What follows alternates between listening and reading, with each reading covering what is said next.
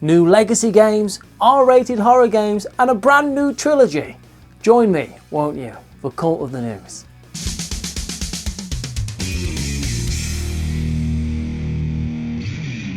We start this week with a huge announcement from Garphill Games and their brand new Of the South Tigris trilogy, with Wayfarers coming in 2022, Scholars in 23, and Inventors in 24. Garphill Games had a massive success with both the North Seas and West Kingdom trilogies coming before this new set of 3 games that have a key feature running throughout, and that's dice, and specifically dice being used in interesting and unique ways. For example, we know that Wayfarers of the South Tigris uses dice placement on your own player board, but you're able to upgrade your dice, meaning they evolve and grow stronger as the game progresses and allows you to direct your own path.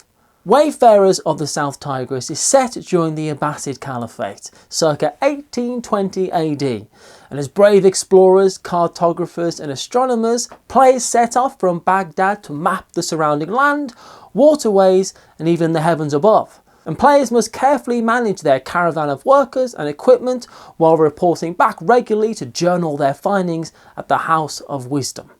In Scholars of the South Tigris, the Caliph has called upon the keenest minds to acquire scientific manuscripts from all over the known world, and players will need to increase their influence and hire skilled linguists to translate the foreign scrolls into Arabic. And in Inventors of the South Tigris, Baghdad has become home to thousands of mathematicians, astronomers, chemists and physicians, and as inspired innovators, players are eager to develop clever contraptions to impress their peers. For the full announcement and hour-long presentation, I urge you to head on over to Shem Phillips' own YouTube page where you can find out all about this new trilogy. And I think it's going to be something pretty special. But for a slightly shorter presentation, this episode has been made possible in part by limited edition gaming accessories from Upper Deck. This line of gaming accessories features fan favourite Marvel superheroes and villains such as card sleeves featuring Spider-Man, Miss Marvel, Black Panther, Black Widow, Wolverine, Venom and Thor on a unicorn, and others. But are we just talking card sleeves? No way. And personally, I'm slightly wounded that you would insinuate that, because Upper Deck also has playmats featuring even more fan favourites of Wolverine, Spider-Man, Thanos and many others. Maybe even Aunt May. There's no Aunt May. Not yet. Not until I'm the one calling the shots.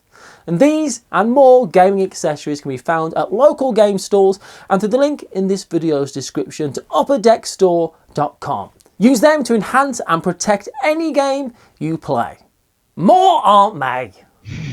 Some of the biggest news to come out of the hobby this week has to be Risk Shadow Forces, a brand new Risk Legacy style game. In many ways, Rob Daviau and Chris Dupuis' 2011 Risk Legacy started a trend that catapulted the Legacy style innovation in board games. And now from the same publisher as the first, Hasbro, Risk Shadow Forces has been announced and is already up for pre-order on Hasbro's Pulse platform.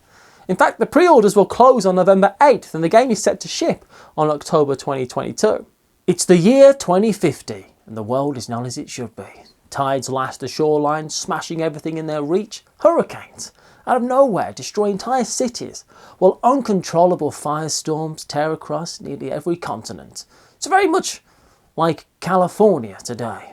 And what's worse, no less, is that within this chaos, nefarious factions from the shadows conducting misinformation campaigns and mobilising mercenaries to collect a new mysterious energy resource of incalculable power. Again, it's very much like California. You get it.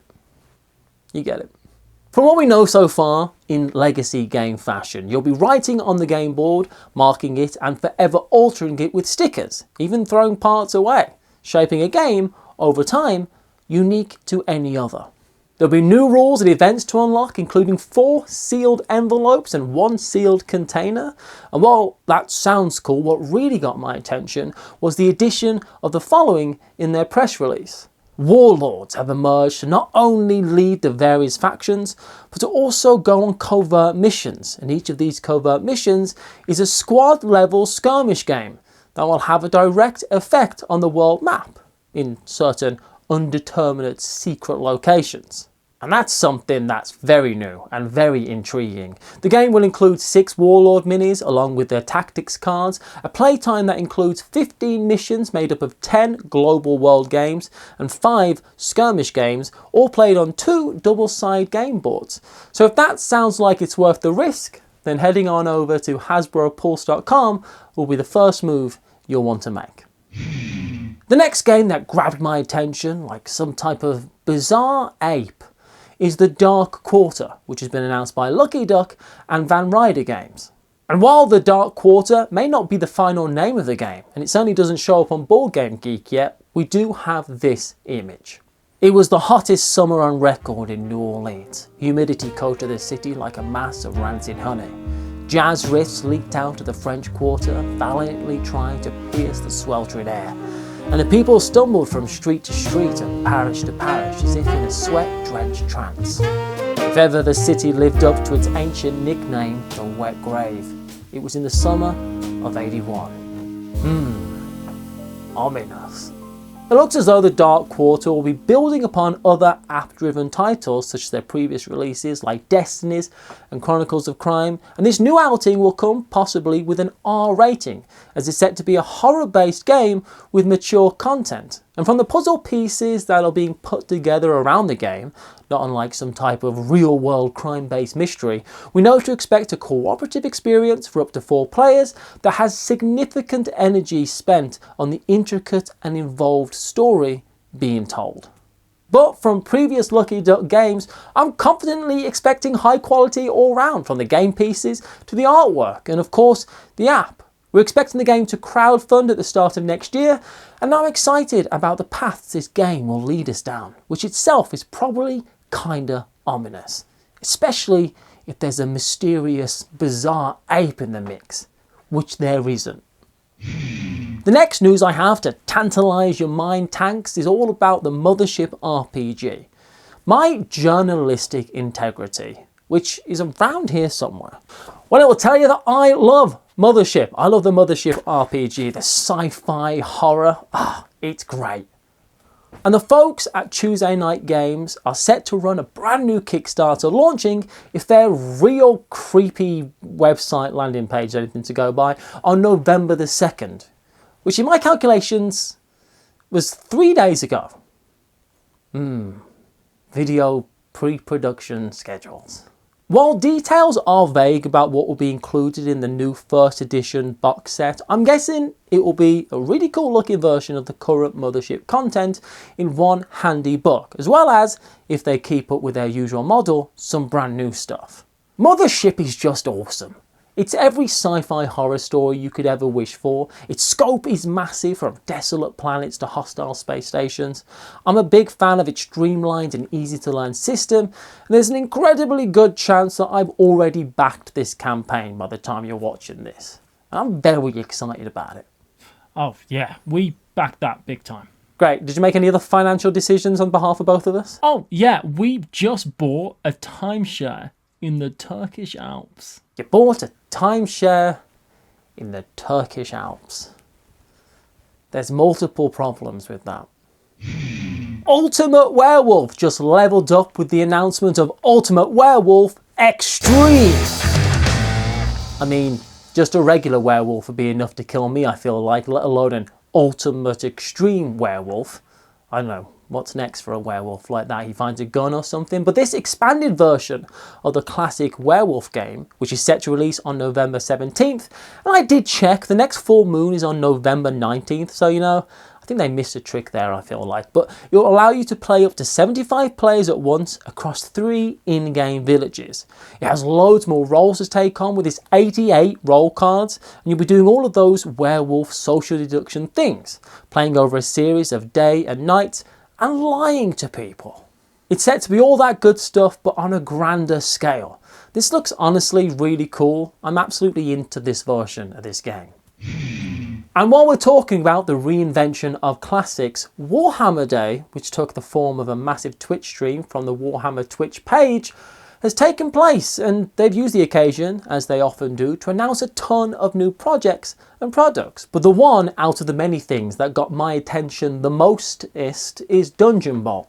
Dungeon Bowl is the new edition of the classic 1989 game Elves, Dwarves and Dungeon Bowl, and to explain the ridiculousness correctly would be like if Squid Games took place at Takeshi's castle. Essentially, some wizards transport your whole team of would-be champions into a dungeon to play some good old-fashioned American-style football. Only you use teleporters to get round and the whole playing area is booby-trapped. Also, sometimes there's a dragon in the mix. Also, the first thing you have to do is actually find the ball hidden in one of the treasure chests. And from there, the first player to score a single try is the winner. It's a rules-light introduction to the immensely popular Blood Bowl that leans into the nonsense shenanigans of a Dungeons & Dragons campaign that's gotten completely off the rails. And as someone who was considering taking the Blood Bowl plunge, which is just awful imagery, I'm really excited to maybe hold off on the blood and instead take To the Dungeon when it's released next year. Popular Mechanics, the 119-year-old magazine of science, technology, automation, home, outdoor, electronics and military, aviation, transport, space, tools, just a lot of things. It's about pretty much about everything.